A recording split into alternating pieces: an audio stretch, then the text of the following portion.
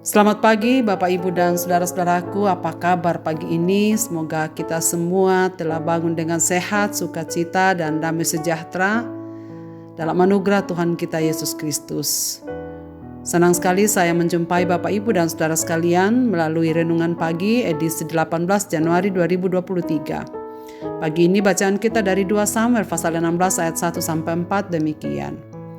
Ketika Daud baru saja melewati puncak, datanglah Ziba, hamba Mefiboset, mendapatkan dia membawa sepasang keledai yang berpelana dengan muatan 200 ketul roti, 100 buah kue kismis, 100 buah-buahan musim panas, dan sebuyung anggur. Lalu bertanyalah raja kepada Ziba, "Apakah maksudmu dengan semuanya ini?" Jawab Ziba, "Keledai-keledai ini bagi keluarga raja untuk ditunggangi. Roti dan buah-buahan ini bagi orang-orangmu untuk dimakan. Dan anggur ini untuk diminum di padang gurun oleh orang-orang yang sudah lelah."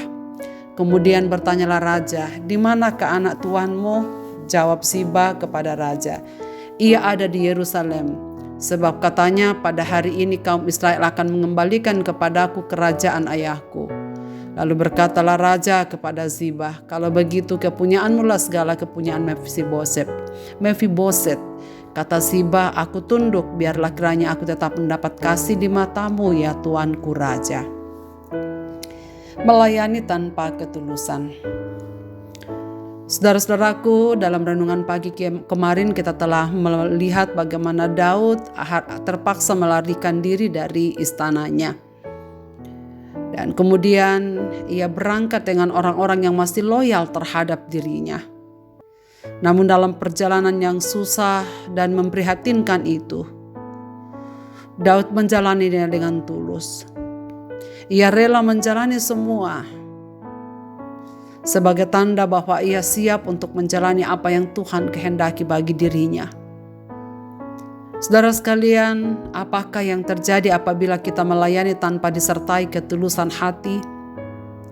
Mungkinkah selama jangka waktu tertentu kita berhasil membangun kepercayaan orang-orang di sekitar kita tentang kredibilitas dan integritas yang kita miliki? Namun cepat atau lambat motivasi kita yang sesungguhnya akan terbongkar juga. Dalam bagian yang kita baca ini, kita membaca Daud yang sedang berada dalam pelarian. Tiba-tiba Daud bertemu dengan Ziba. Ziba adalah hamba Mefiboset. Dan Mefiboset adalah anak Yonatan, sahabat karib Daud. Ziba adalah hamba yang dipercaya oleh Mefiboset untuk mengatur rumah tangganya. Ziba menemui Daud dengan membawa perbekalan untuk Daud yang saat itu sedang berada dalam pelarian, yang tentunya memang sangat membutuhkan. Tampaknya ia datang tanpa sepengetahuan tuannya Mefiboset.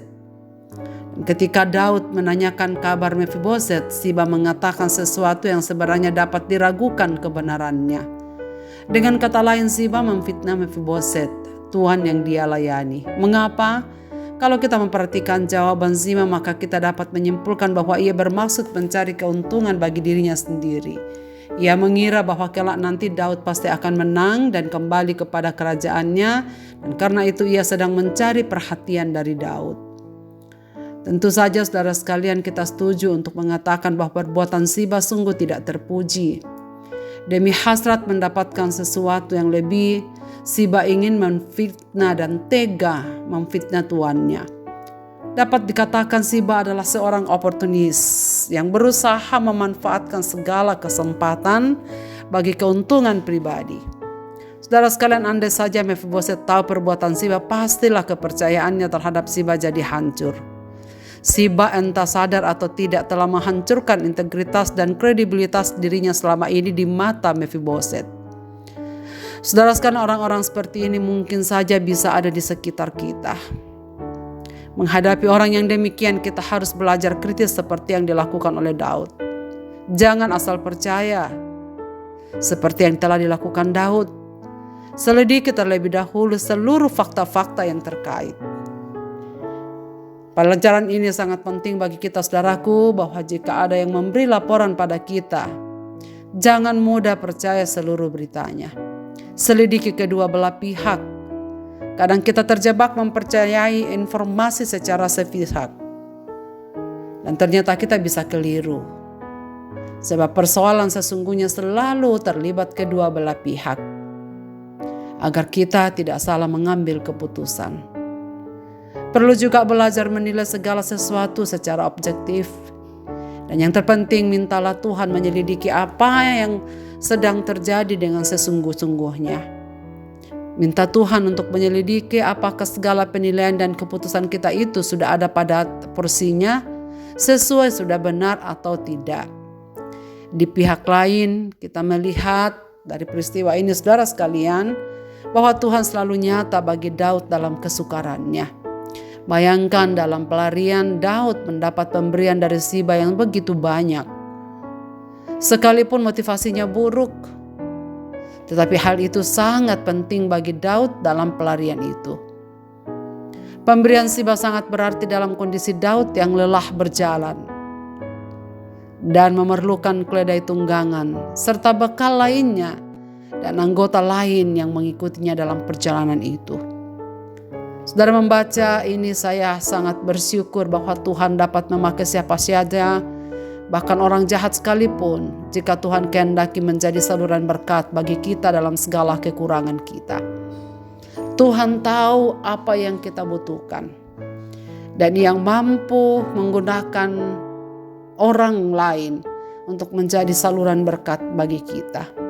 Jadi saudara sekalian, menjalani hari-hari yang akan datang, marilah kita tetap berdiam diri di hadapan Allah dan rela menjalani semua proses yang Tuhan inginkan terjadi dalam hidup kita. Dan mari kita selalu menyelidiki semua fakta-fakta yang ada di sekeliling kita, agar kita tidak salah menilai, kita tidak salah menghakimi, dan kita tidak salah memberikan keputusan-keputusan jika sekiranya keputusan harus kita buat. Pelajaran pertemuan Daud dan Ziba yang kita baca pagi ini, saudara sekalian, memberikan pelajaran penting bagi kita. Bahwa orang juga dapat melakukan pelayanan baik dengan motivasi yang tidak tulus atau motivasi yang tidak sebagaimana seharusnya. Tetapi yang percaya bahwa kita akan tetap dipelihara oleh Tuhan, apapun situasi yang terjadi di sekitar kita, dengan segala yang kita perlukan Tuhan sediakan tepat pada waktunya. Marilah kita berdoa.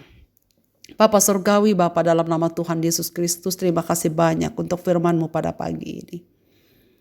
Dalam pelarian Daud, kami melihat bukti nyata tentang pertolongan-Mu yang selalu datang ketika Daud membutuhkannya. Dan itu berarti bahwa kami pun juga dalam perjalanan sebagai pelarian di sepanjang rentan waktu yang akan kami hadapi ke depan.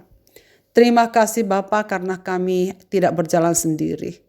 Engkau selalu memahami diri kami dan selalu mengetahui apa yang kami butuhkan. Engkau bisa mengutus orang-orang di sekitar kami untuk menyatakan kasih setia-Mu kepada kami. Ya Tuhan, terima kasih banyak karena Engkau selalu hadir dalam hidup kami tepat pada waktunya. Segala sesuatu Engkau sudah atur sedemikian rupa. Hanya ajarlah kami ya Tuhan untuk mempercayai Dikau dengan sepenuh hati. Bersabar menantikan jawaban doa-doa kami. Dan lebih daripada itu, ajarlah kami untuk menyerahkan diri kami sepenuhnya dalam tangan pimpinan-Mu. Pada kesempatan ini ya Tuhan, hamba-Mu berdoa untuk segenap pendengar renungan pagi dimanapun mereka berada. Dalam perjuangan mereka untuk mencari tahu jawaban Tuhan yang pasti atas hidup mereka. Dalam perjuangan mencari tahu kehendak Tuhan yang hendak kami lakukan dalam hidup ini. Biarlah Tuhan yang terus menyertai kami. Dan hamba-Mu berdoa supaya apapun pergumulan umat-umat-Mu sekarang ini yang mereka hadapi. Yang sakit Tuhan sembuhkan. Yang lelah Tuhan kuatkan. Yang kehilangan semangat Tuhan berikan kekuatan dan semangat baru. Dan mereka yang sedang sakit Tuhan akan sembuhkan dan menghiburkan mereka yang sedang dalam kedukaan. Kami serahkan hidup kami ya Bapa dalam tangan-Mu di pagi hari ini. Biarlah kami menikmati segala pertolongan-Mu yang baik itu. Dalam nama Tuhan Yesus Kristus kami berdoa. Amin. Selamat beraktivitas Bapak, Ibu, dan saudara-saudaraku. Tuhan Yesus memberkati kita sekalian.